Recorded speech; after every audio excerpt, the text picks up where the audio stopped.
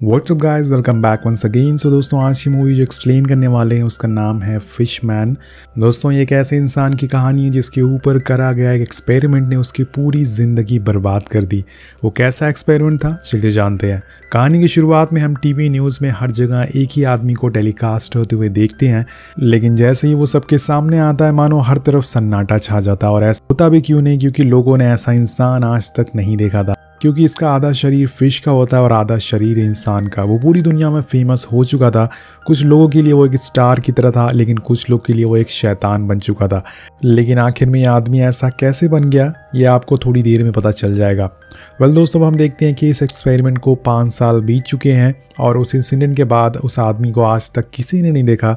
अब scene cut होता और हम एक सैंगवन नाम के आदमी को देखते हैं और वही है जो हमें कहानी सुना रहा है। सैंगवन असल में एक न्यूज़ रिपोर्टर होता है, लेकिन आज भी वो उस फिशमैन की तलाश में भटक रहा है।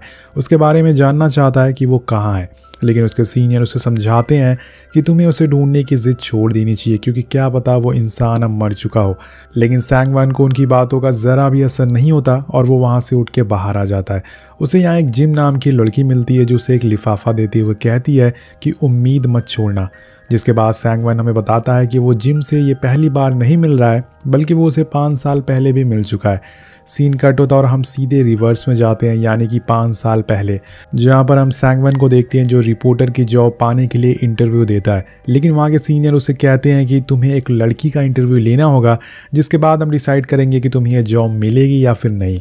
अब सैंगवन घर जाता है तो उस लड़की के बारे में सारी जानकारी इकट्ठा करना शुरू कर देता है, जिसमें उसे पता चलता है कि ये लड़की सबको ये कह रही है कि इसका एक दोस्त है जो आधा इंसान और आधा फिश बन चुका है। लेकिन सब लोगों को ये बात झूठ लग रही है और सबको लगता है कि ये लड़की बस फेमस होने के लिए सारी झूठी कहानी बता रही है। वहीं सैंगवन अब अगले दिन उस लड़की के एड्रेस पर पहुंचता है और देखता है कि उसके घर के बाहर उसके बारे में काफ़ी बुरी बुरी बातें लिखी हुई थी। इसके बाद वो गेट को नॉक करता है और एक लड़की गेट खोलती है। ये कोई और नहीं बल्कि जिम होती है। अब अंदर जाने पे सैंगवन उसे फिशमैन के बारे में पूछता है तो वो उसे सारी बातें बताती है, जैसे कि फिशमैन उसका दोस्त था और उसका नाम पर्क था। दरअसल पर्क बहुत ही गरीब था और उसने पैसे के लालच में आके एक हॉस्पिटल की दी हुई कुछ पिल्स खा ली थी और उसके खाने के कुछ दिन बाद उसके बॉडी में रिएक्शन हो गया और वो एक फिशमैन में बदल गया। उस हॉस्पिटल के लोगों ने उसे कई दिन हॉस्पिटल में रखा और उसे बहुत तकलीफ देने लगे, उस पर कई टेस्ट करने लगे और इसलिए एक दिन वो हॉस्पिटल से भागकर मेरे घर आ जाता है, क्योंकि वो मुझसे प्यार करता था, लेकिन मैं उसे सिर्फ अपना दोस्त मानती थी। अब वो बताती है कि कुछ दिन बाद उसमें भी पैसों की लालच आ गई, इसलिए उसने उसे दोबारा उसी हॉस्पिटल वालों को बेच दिया। कैसी लड़की है यार ये।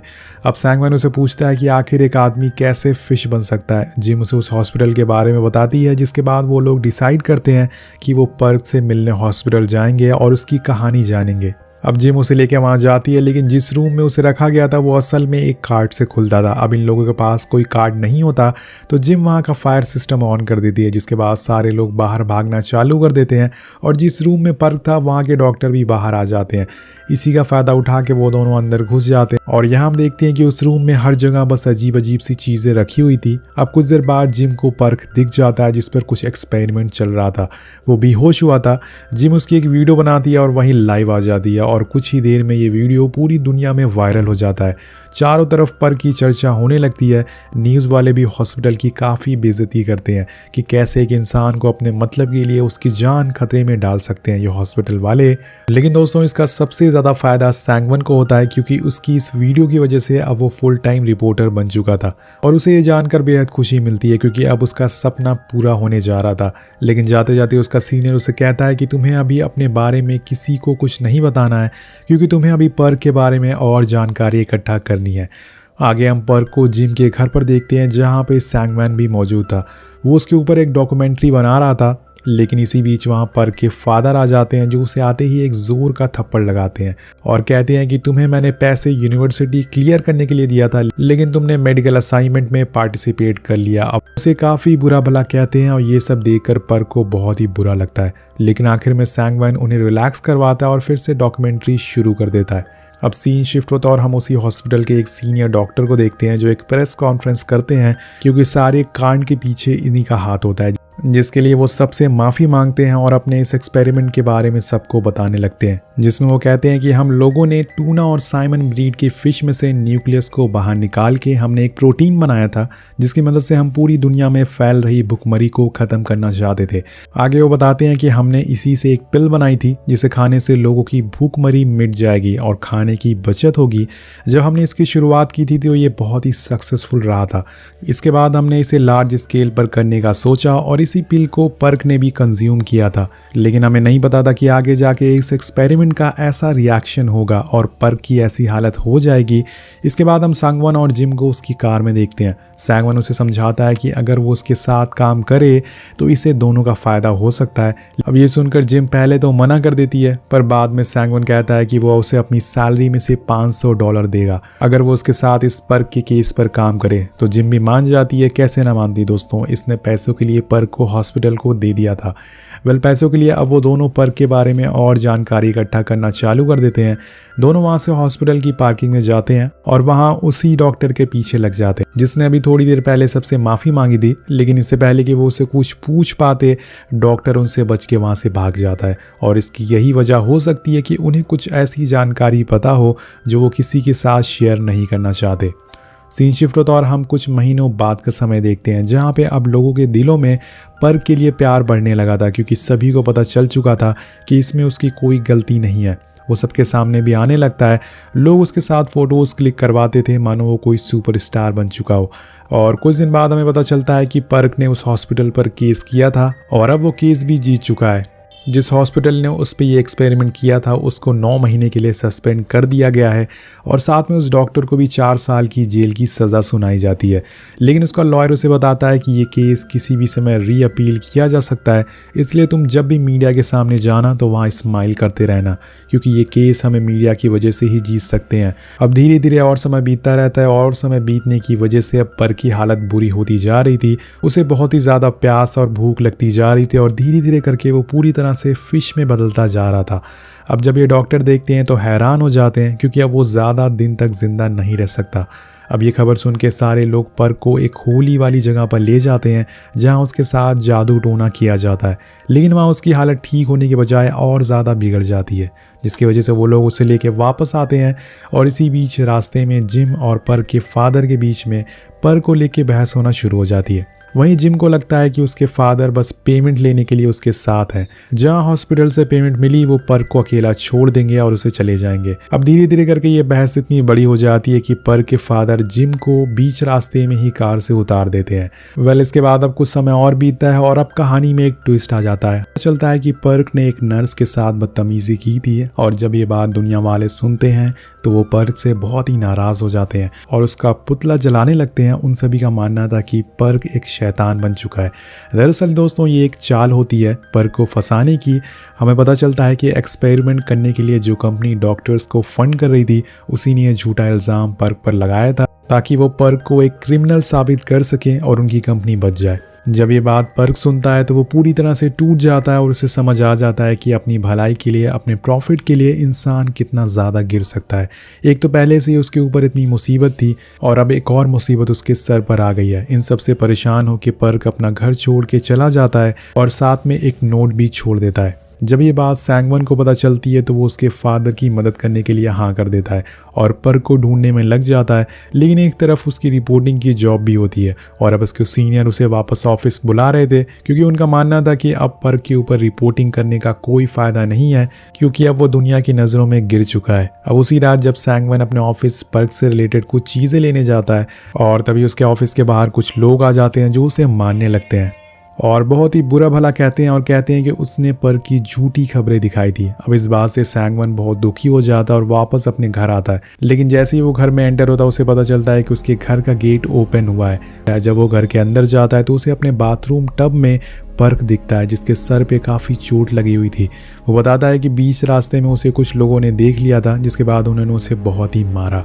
अब सांगवन उसकी मरहम पट्टी करता है और आगे वो दोनों काफ़ी बातें करते हैं, जिसके बाद सांगवन बताता है कि उसका एक सपना था कि वो एक अच्छा रिपोर्टर बन सके, एक सच्चा रिपोर्टर बन सके ताकि वो गरीब लोगों की आवाज़ को उठा सके, लेकिन उसका ये सपना आज तक पूरा नहीं हो सका।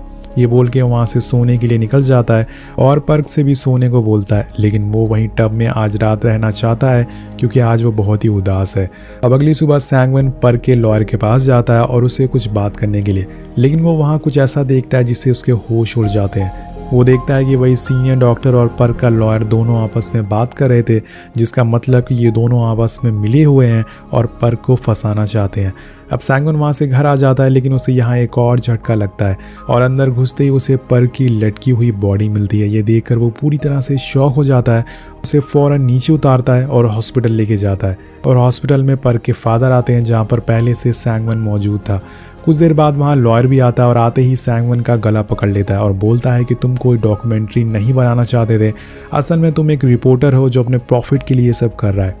अब सैंगवन भी उसकी सच्चाई बोल देता है कि वो डॉक्टर से मिला हुआ है और ये सब पर्क के फादर सुन रहे होते हैं। अब दोनों को वो चुप कराते हैं और कुछ देर बाद वो लॉयर से कहते हैं कि अगर मैं केस हार जाऊं तो मुझे कितने पैसे मिलेंगे। यानी कि अब ये भी केस हारना चाहते हैं, किसी को भी पर्क की नहीं पड़ी है।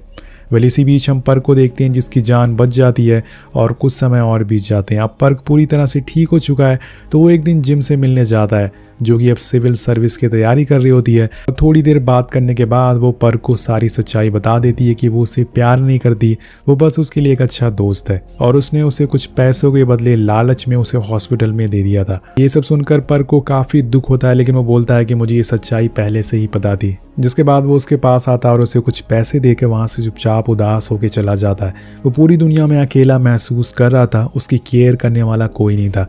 ये काफ़ी इमोशनल सीन होता है। अब कुछ दिन बाद हमें पता चलता है कि डॉक्टर्स ने पर्क को दोबारा से अपने हॉस्पिटल में रख लिया है और उस पर और एक्सपेरिमेंट किए जा रहे हैं, उसे और तकलीफ दी जा रही है। पर्क को तकलीफ में देख के वहाँ सीनियर डॉक्टर आता है और उन लोगों को ऐसा करने से मना करता है। अब सीन शिफ्ट होता है और हमें पता चलता है कि जिस प्रोटीन को डॉक्टर ने बनाया था उसे कंपनी बहुत ही प्रॉफिट पर बेच रही है और कंपनी ने सिर्फ ये प्रॉफिट के लिए किया था, ना कि लोगों की भूखमरी मिटाने के लिए। अब ये जानकर डॉक्टर को बहुत ही बुरा लगता है कि उसने एक बेकसूर आदमी की ज़िंदगी बर्बाद कर दी सिर्फ कुछ प्रॉफिट के लिए।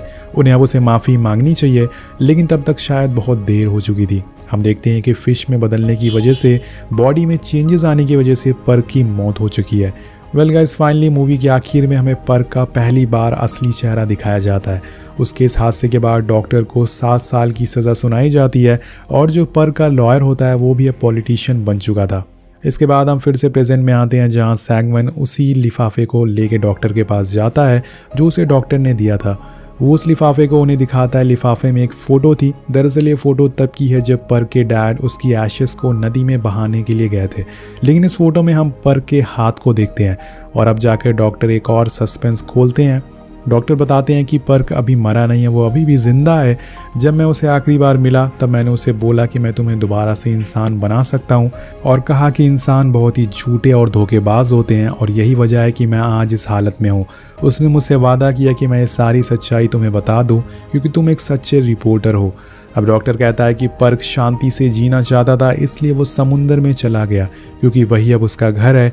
अब ये सुनकर सैंगवन को बहुत ही दुख होता है और वो अपने ऑफिस वापस आ जाता है, लेकिन उसे वहाँ जिम मिलती है और वो उसे भी एक लिफाफा देती है जिसके अंदर एक डिस्क होती है और जब उसे प्ले करता है तो वो देखता है कि कुछ डाइवर्स के पीछे पार्क भी स्विम कर रहा है जो कि नदी में होते हैं। और ये क्लिप देखने के बाद वो अपना कैमरा उठाता है और एक बार फिर से अपने काम पे लग जाता है, मतलब कि गरीब लोगों की मदद करने, जिसके लिए वो रिपोर्टिंग करना चाहता था। कहानी के आखिर में हम पर्क को समुंदर में बहुत ही खुशी से तैरते हुए देखते हैं और इसी के साथ ये कहानी ख़त्म हो जाती है। तो आपको ये कहानी कैसी लगी नीचे कॉमेंट करके ज़रूर बताइएगा। अगर आप पीकी ब्लाइंडर्स का सीज़न 1, 2, 3, 4 देखना चाहते हैं तो उसका लिंक नीचे आपको मिल जाएगा। सो मिलते हैं आपसे अगली वीडियो में। Thank you so much watching. Peace out.